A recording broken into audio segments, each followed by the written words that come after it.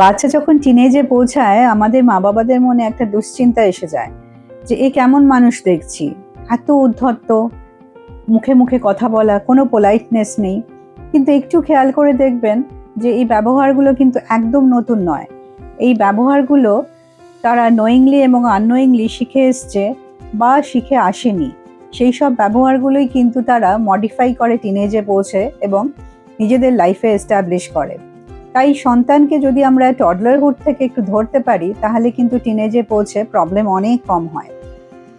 Politeness, role modelling তো ভীষণ important.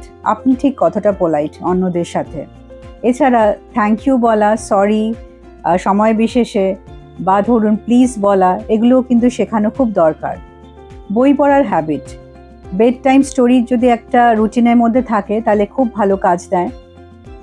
Personal hygiene, সময় করে স্নান করা, খাওয়া, ব্রাশ করা, ধোয়া জামা কাপড় পরা এবং সুন্দর করে জামা কাপড় গুছিয়ে রাখা, এগুলো কিন্তু ভীষণ ভীষণ দরকার।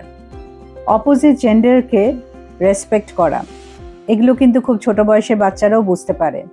বিশেষ করে মা বাবা পরস্পরকে সম্মান করছে কিনা সেটা কিন্তু তারা খুব সহজেই বুঝতে পারে এবং সেইভাবেই কিন্তু তারা বড় হয় এবং তার একটা প্রতিফলন টিনেজে দেখা যায়। এছাড়া হচ্ছে শেয়ার করা, ছোটোখাটো খেলনা বন্ধুদের সাথে শেয়ার করা বা ধরুন পেন্সিল রাবারও শেয়ার করা। অনেক সময় আজকালকার দিনে দেখতে পাই যে আমরা শেয়ারিংটা খুব একটা বাচ্চাদের এনকারেজ করি না। এছাড়া হচ্ছে যে ব্যক্তিগত স্বাধীনতা, যে দরজায় নক করে ঢোকা এবং যেখানে খুশি যাকে খুশি কাউকে কিছু বলে না দেওয়া। বাড়ির কাজের লোক বা হেল্পারের সাথে আমরা কীরকম ব্যবহার করছি সেটা কিন্তু টডলারহুডে ভীষণ ভীষণ ইম্পর্ট্যান্ট। এছাড়া কাউকে ভ্যাংচানো বা মক করা বা ইনসাল্ট করা, এগুলো একটু অ্যালার্ট থাকা যে বাচ্চা করছে কিনা।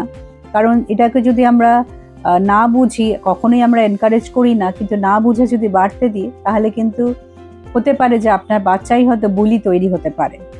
এই ছোট ছোট জিনিসগুলো যদি আমরা একটুখানি খেয়াল রাখি তাহলে কিন্তু অনেকটা আমাদের টিনেজে পৌঁছে সুবিধা হয় এবং তখন মনে হয় না যে আমরা একজন নতুন মানুষকে দেখছি।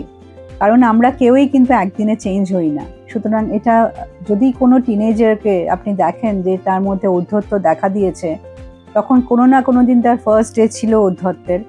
সেই ফার্স্ট ডেতেই যদি আমরা তাকে বোঝাতে পারি, তাকে কারেকশন করতে পারি উইথ কানেকশন, তাহলে কিন্তু টিনেজে পৌঁছে এতটা প্রবলেম ফেস করতে আমাদের হবে না।